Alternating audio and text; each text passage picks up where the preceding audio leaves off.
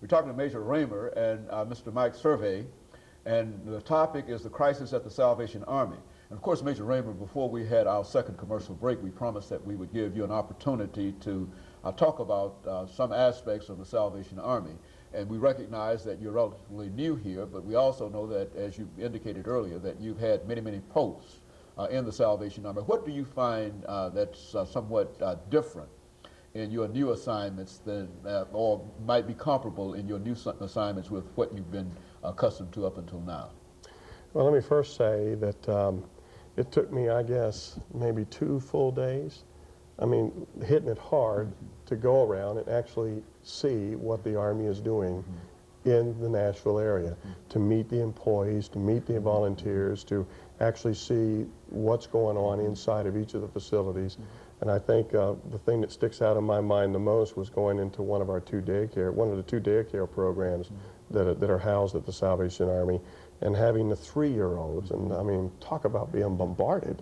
I mean, every one of them wanted to get a hug, and that will always be a great memory for me. No matter how long I'm in Nashville, that's going to be at least in the top 10, to see the enthusiasm. And to me, I'm convinced that's really what we're all about, because that program alone gives the parents an opportunity to be able to become productive, active citizens in Nashville.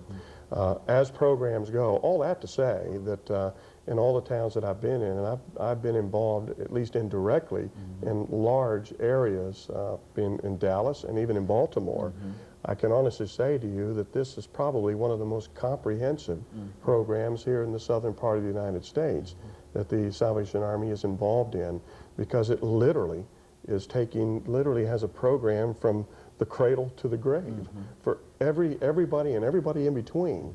Some involvement with the Army, some type of program, some type of offering. And of course, all of that, at the crux of that, in the center of that, is our main thrust, as I've indicated before. We make no bones about the fact that who we stand for, and of course that's the Lord Jesus Christ.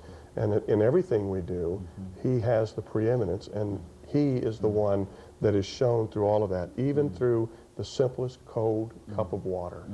And so that's really our philosophy. That's really what we're about in meeting the needs. That cup of water takes all kinds of forms, as we've already indicated, just by what Mike said before the last break. And we're very proud of that, and we are very comfortable in that area. It does make it difficult, though, as part of this, the title of the show today, In Crisis, when we have to worry about where the next dollar is going to come from to keep that kind of a program operating, which is needed, desperately needed in the Nashville area. You think, Mr. Servais, I think that he's indicated, and I think that that was essentially what was indicated when I read that there is a tremendous cutback.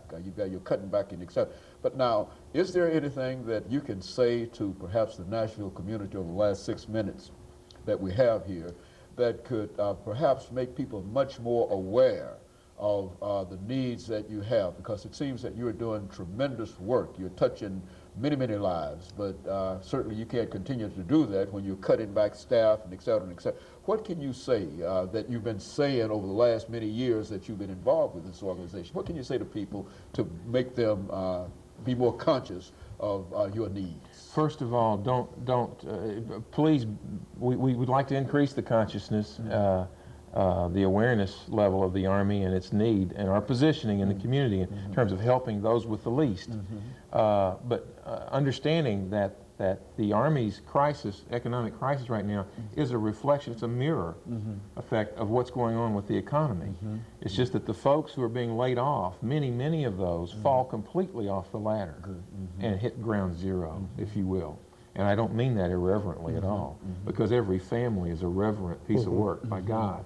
And the Salvation Army intends in this community, as well as around the world, 110 countries, our mission locally especially is to extend a resourceful hand to every family that wants one, and give it assistance so that it can lift itself from crisis to independence again, and then it can run on its own. So we are a welfare reform agency that's Christ-centered, and the crisis the current economic crisis that you read about in the paper started with Angel Tree last year. The folks in Nashville purchased $1 million less than the previous year in Angel Tree gifts. So we've got to get the folks' confidence level back up, but of course they got to have more money too. Everybody that works for a living's got to have a little bit more discretionary income in order to help us. But we urge them to do that in this coming Christmas. Of course, anybody that's got some cash at this point, share it with us, because we have great need for it.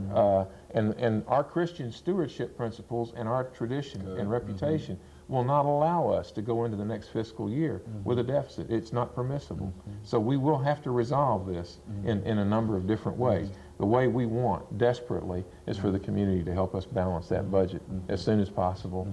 And then we don't want another Christmas problem. And please know that we're not talking about the North Pole. We love the idea of Santa Claus, but this is about underwear and socks and groceries and utility bills, okay? And so when we see this year, people, excuse me, people out ringing bells and et cetera, yes, sir. We ought to become more conscious of the fact that you're involved with more than ringing bells, that you have behind those bells a large number of services that you have to provide, and just coming by and dropping a nickel or dime into that bucket might help, but it really doesn't get to the core of what you need. You need a lot of money. Is that what you're saying? If the nickel and dime are precious, Most certainly. and Jesus will bless them. And they add up. And they add up. So keep it up. If that's all you've got, if that's your mite, if that's the widow's mite, the Lord will bless that, whatever it is. So, but we ask that you give sacrificially to the Salvation Army. But you do believe that there are some individuals who are watching this show this morning who have the financial wherewithal to do some great things for the Salvation Army this morning. Is that what do you believe that? Is that what we're saying? And they know who they are, and we love them. And we don't have to even know their names.